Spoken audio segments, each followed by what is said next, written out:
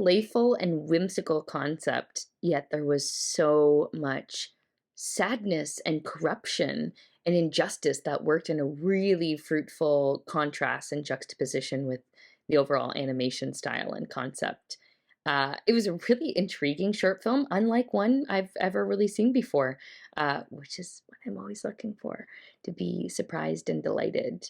Um, it was a fully realized world with so many interesting ideas, but at the heart of it, in all the loneliness, the solitary nature, and like the kind of capitalist nature of it, there was a real sense of love that even in a very cold world, acts of kindness and support and looking after those you love really can get us through. I think the overall of this is that we see a family sticking together.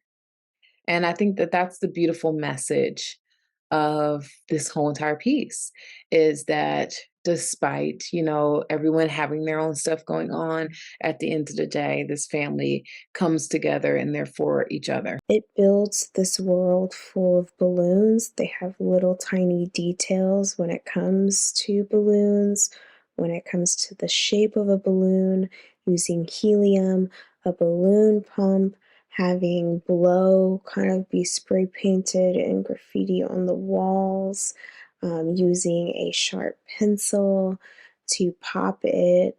There are so many small little details, and the animation is just so impeccably done. It's you really get you get emotional over balloons in this short film.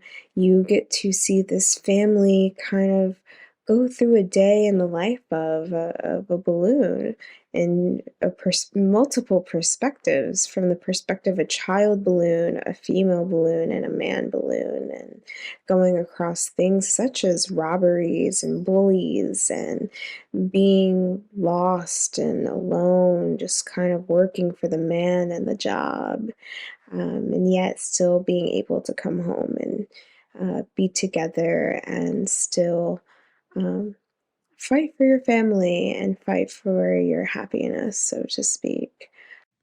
What a charming animation. So very original in the concept of the helium injectors that keep these balloon people alive. The balloon people city was also intriguing. It even had its own back alley underground region, and that was surprising, made it more realistic. The story was told so well through the action, no dialogue. And what's so interesting is most all of the balloon people did not have faces. So in their gesturing, you understood the story and the action of the figures. The scene where the little balloon boy is injured and then his mother gives him some of her helium and he cries. It's just so heartbreaking and heartwarming at the same time. And I think the filmmaker was very skilled in knowing how to get that emotion through to the audience. I loved the simplistic animation style. The 2D almost felt hand-drawn, whether it was or not. That's what it felt like. It felt like a very traditional form of animation, but still told a very compelling story. It was really, really a great dynamic where dad is pushing the grind, mom is doing everything she does while longing for more, and the kid is being pressured with peer pressure and not wanting to be bullied.